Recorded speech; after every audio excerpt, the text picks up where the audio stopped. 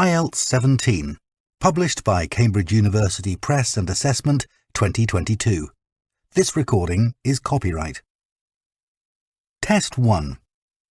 This is the Ielts listening test. You will hear a number of different recordings and you will have to answer questions on what you hear. There will be time for you to read the instructions and questions, and you will have a chance to check your work. All the recordings will be played once only. The test is in 4 parts. At the end of the test, you will be given 10 minutes to transfer your answers to the answer sheet. Now turn to Part 1.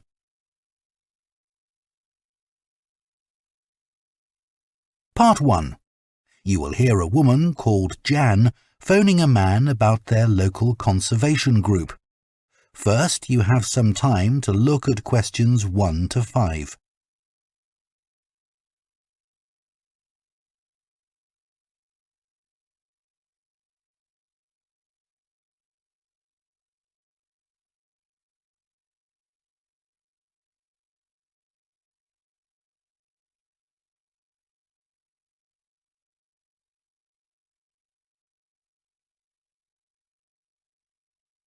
Now listen carefully and answer questions 1 to 5. Hello? Oh, hello. My name's Jan. Are you the right person to talk to about the Buckworth Conservation Group? Yes, I'm Peter. I'm the secretary. Good. I've just moved to this area and I'm interested in getting involved.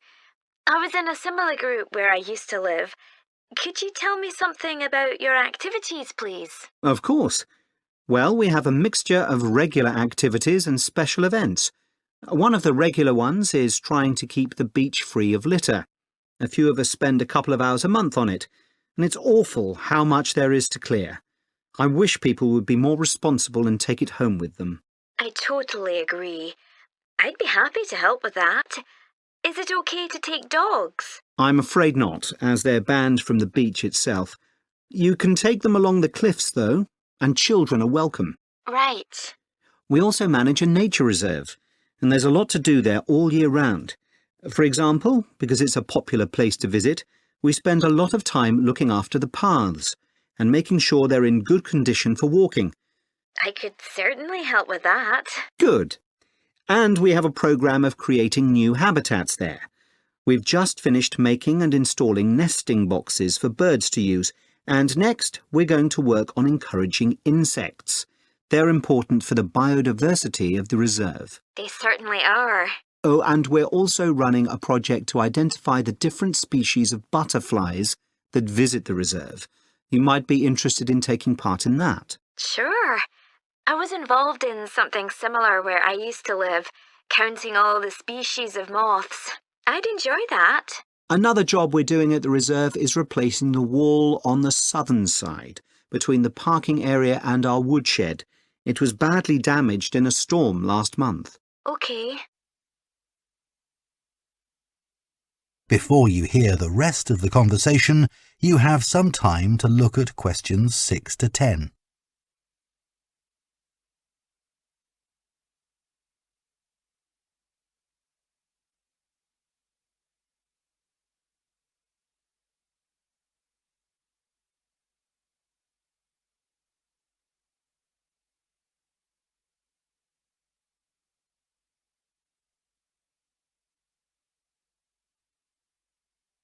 Now listen and answer questions 6 to 10. Then, as I said, we have a programme of events as well, both at the weekend and during the week. Right. I presume you have guided walks. I'd like to get to know the local countryside as I'm new to the area. Yes, we do. The next walk is to Ruston Island a week on Saturday. We'll be meeting in the car park at Dunsmore Beach at low tide. That's when the sands are dry enough for us to walk to the island without getting wet. Sounds good. The island's a great place to explore. It's quite small and it's got a range of habitats. It's also an ideal location for seeing seals just off the coast or even on the beach. Okay. And is there anything we should bring? Like a picnic, for instance? Yes, do bring one, as it's a full-day walk. And of course, it'll be wet walking across and back, so make sure your boots are waterproof. I must buy a new pair. There's a hole in one of my current ones. Well, I'd definitely like to come on the walk. Great. Then later this month, we're having a one-day woodwork session in Hopton Wood. I've never tried that before. Is it okay for beginners to take part? Definitely. There'll be a couple of experts leading the session, and we keep the number of participants down, so you'll get as much help as you need. Excellent. I'd love to be able to make chairs. That's probably too ambitious for one day. You'll be starting with wooden spoons, and of course learning how to use the tools. And anything you make is yours to take home with you. That sounds like fun. When is it? It's on the 17th from 10 a.m. until 3. There's a charge of £35, including lunch, or £40 if you want to camp in the wood. I should think I'll come home the same day. Well, I'd certainly like to join the group. It sounds like you've got... That is the end of Part 1. You now have half a minute to check your answers to Part 1.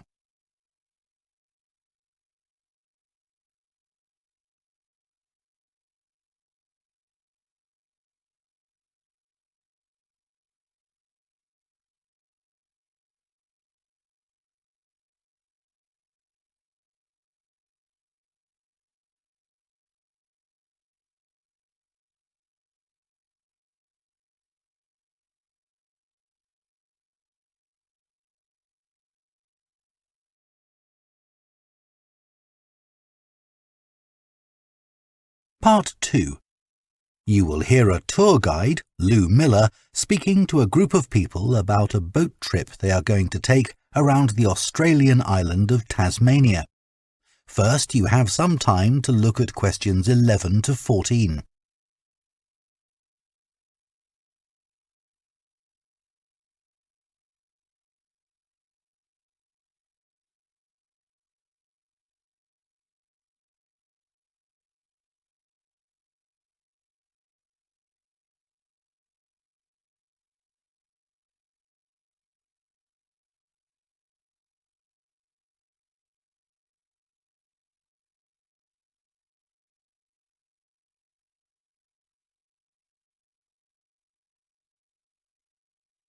Now listen carefully and answer questions 11 to 14. So, hello everyone. My name's Lou Miller and I'm going to be your tour guide today as we take this fantastic boat trip around the Tasmanian coast. Before we set off, I just want to tell you a few things about our journey. Our boats aren't huge, as you can see. We already have 3 staff members on board, and on top of that, we can transport a further 15 people, that's you, around the coastline. But please note, if there are more than 9 people on either side of the boat, we'll move some of you over. Otherwise, all 18 of us will end up in the sea. We've recently upgraded all our boats. They used to be jet black, but our new ones now have these comfortable dark red seats and a light green exterior in order to stand out from others and help promote our company. This gives our boats a rather unique appearance, don't you think? We offer you a free lunchbox during the trip, and we have 3 types. Lunchbox 1 contains ham and tomato sandwiches. Lunchbox 2 contains a cheddar cheese roll. And Lunchbox 3 is salad-based and also contains eggs and tuna. All 3 lunchboxes also have a packet of crisps and chocolate bar inside. Please let staff know which lunchbox you prefer. I'm sure I don't have to ask you not to throw anything into the sea. We don't have any bins to put litter in, but Jess, myself or Ray, our other guide, will collect it from you after lunch and put it all in a large plastic sack. Before you hear the rest of the talk, you have some time to look at questions 15 to 20.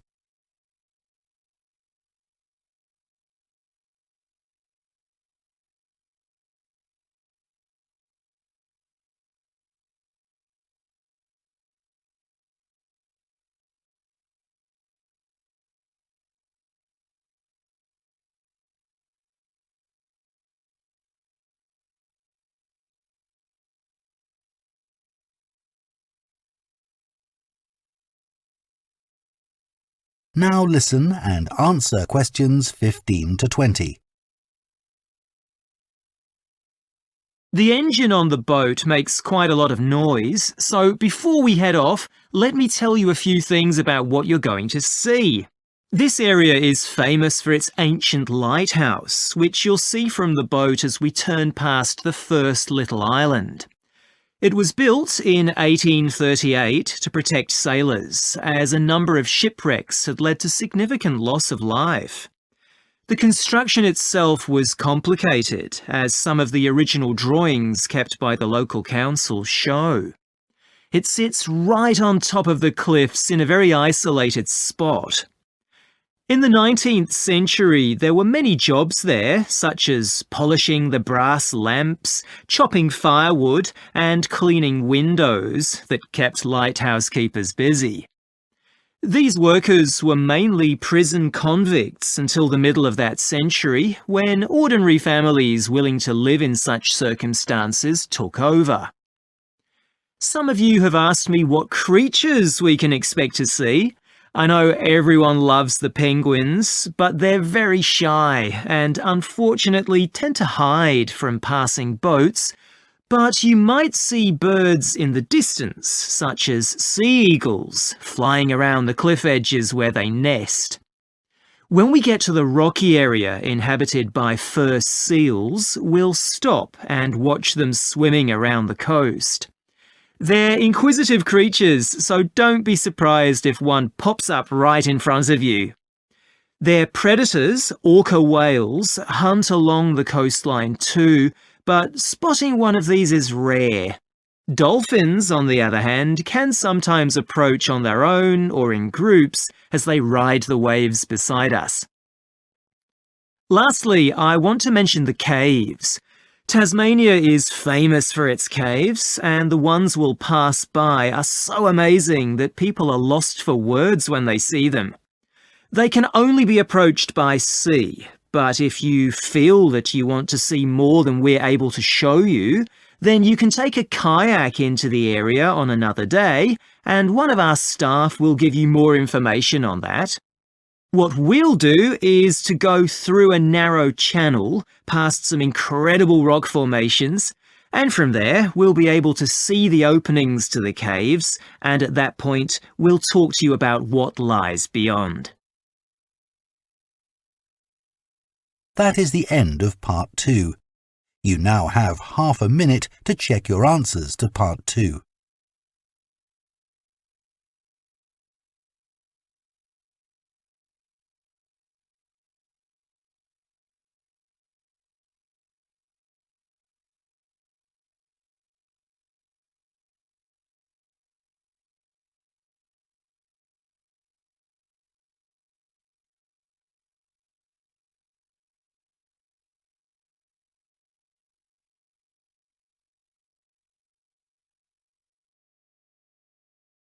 Part 3. You will hear two veterinary science students called Diana and Tim discussing their work placements and their course modules. First, you have some time to look at questions 21 to 26.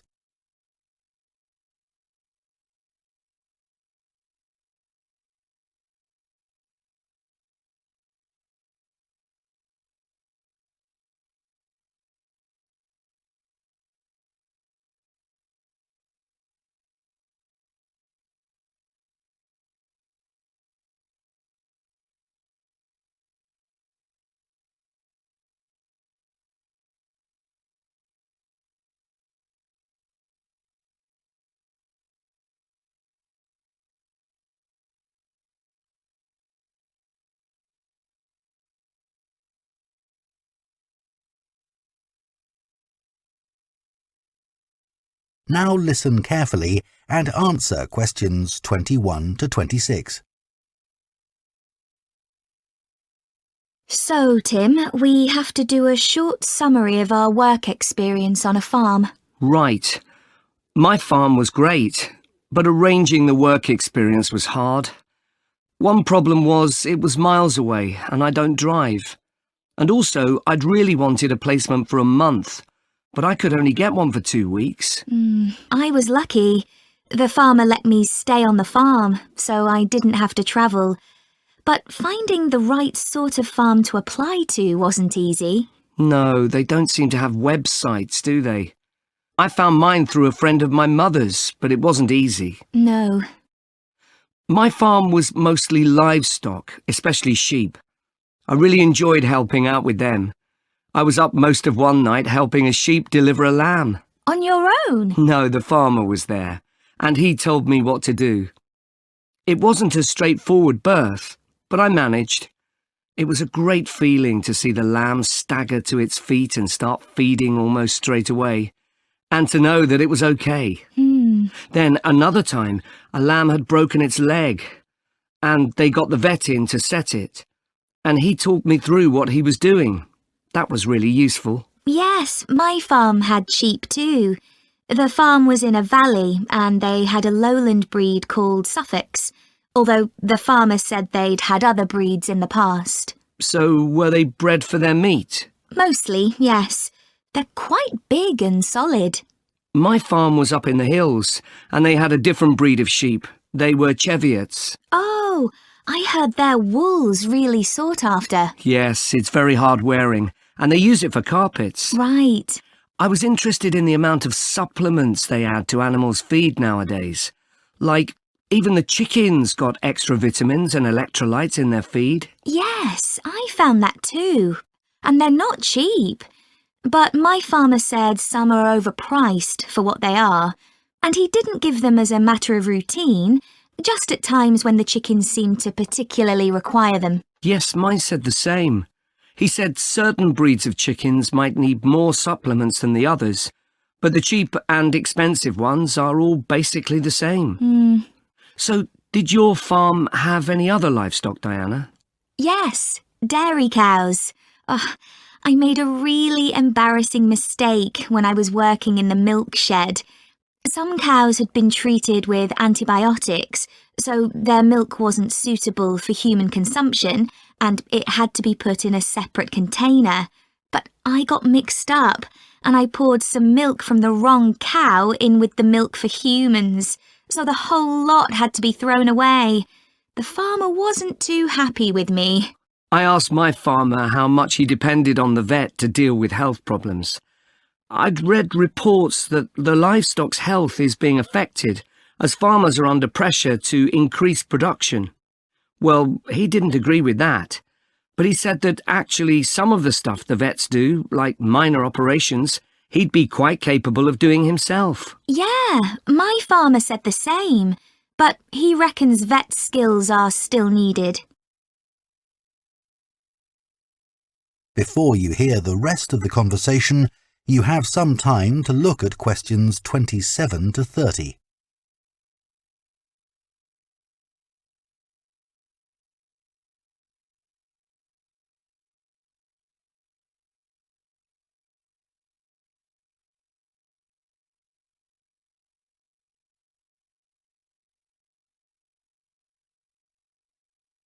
Now listen and answer questions 27 to 30.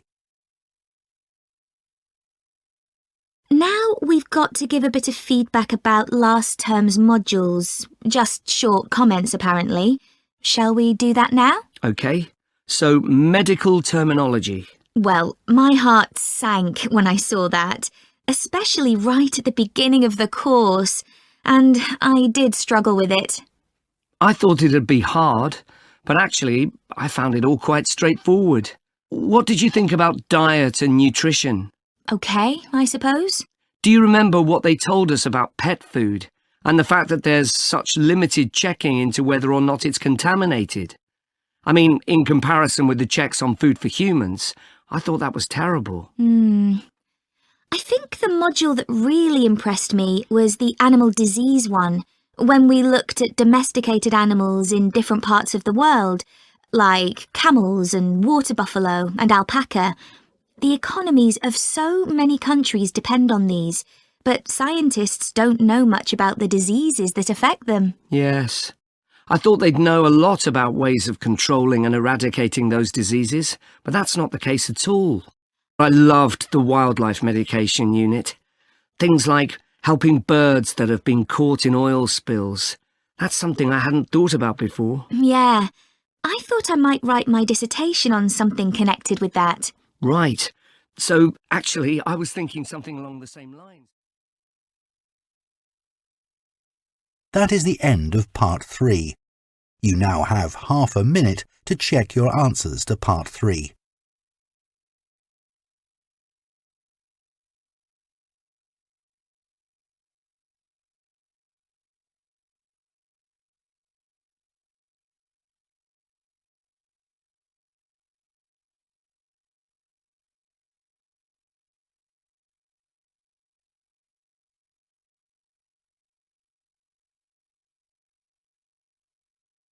Part 4.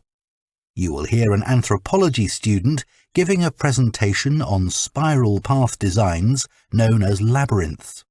First, you have some time to look at questions 31 to 40.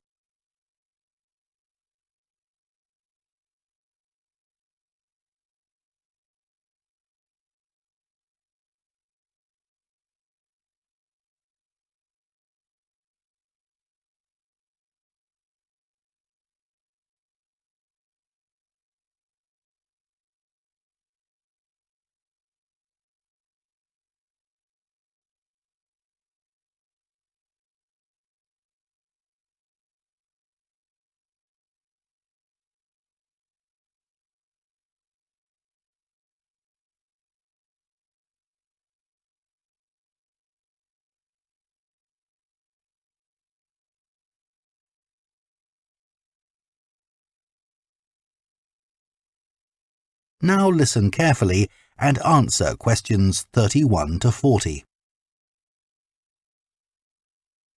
Labyrinths have existed for well over 4,000 years. Labyrinths and labyrinthine symbols have been found in regions as diverse as modern-day Turkey, Ireland, Greece and India. There are various designs of labyrinth, but what they all have in common is a winding spiral path which leads to a central area. There is one starting point at the entrance, and the goal is to reach the central area. Finding your way through a labyrinth involves many twists and turns, but it's not possible to get lost, as there is only one single path. In modern times, the word labyrinth has taken on a different meaning, and is often used as a synonym for a maze. A maze is quite different, as it is a kind of puzzle with an intricate network of paths. Mazes became fashionable in the 15th and 16th centuries in Europe and can still be found in the gardens of great houses and palaces. The paths are usually surrounded by thick, high hedges so that it's not possible to see over them. Entering a maze usually involves getting lost a few times before using logic to work out the pattern and find your way to the centre, and then out again. There are lots of dead ends and paths which lead you back to where you started. The word maze is believed to come from a Scandinavian word for a state of confusion. This is where the word amazing comes from. Labyrinths, on the other hand, have a very different function. Although people now often refer to things they find complicated as labyrinths, this is not how they were seen in the past. The winding spiral of the labyrinth has been used for centuries as a metaphor for life's journey. It served as a spiritual reminder that there is purpose and meaning to our lives, and helped to give people a sense of direction. Labyrinths are thought to encourage a feeling of calm, and have been used as a meditation and prayer tool in many cultures over many centuries. The earliest examples of the labyrinth spiral pattern have been found carved into stone, from Sardinia to Scandinavia, from Arizona to India to Africa. In Europe, these spiral carvings date from the late Bronze Age. The Native American Pima tribe wove baskets with a circular labyrinth design that depicted their own cosmology. In ancient Greece, the labyrinth spiral was used on coins around 4,000 years ago. Labyrinths made of mosaics were commonly found in bathhouses, villas and tombs throughout the Roman Empire. In northern Europe, there were actual physical labyrinths designed for walking on. These were cut into the turf or grass, usually in a circular pattern. The origin of these walking labyrinths remains unclear, but they were probably used for fertility rites, which may date back thousands of years. 11 examples of turf labyrinths survive today, including the largest one at Saffron Walden, England, which used to have a large tree in the middle of it.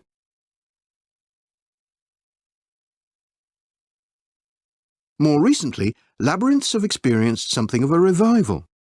Some believe that walking a labyrinth promotes healing and mindfulness, and there are those who believe in its emotional and physical benefits, which include slower breathing and a restored sense of balance and perspective. This idea has become so popular that labyrinths have been laid into the floors of spas, wellness centres, and even prisons in recent years. A pamphlet at Colorado Children's Hospital informs patients that walking a labyrinth can often calm people in the midst of a crisis. And apparently, it's not only patients who benefit. Many visitors find walking a labyrinth less stressful than sitting in a corridor or waiting room. Some doctors even walk the labyrinth during their breaks. In some hospitals, patients who can't walk can have a paper finger labyrinth brought to their bed. The science behind the theory is a little sketchy, but there are dozens of small-scale studies which support claims about the benefits of labyrinths. For example, one study found that walking a labyrinth provided short-term calming, relaxation and relief from anxiety for Alzheimer's patients. So what is it about labyrinths that makes their appeal so universal?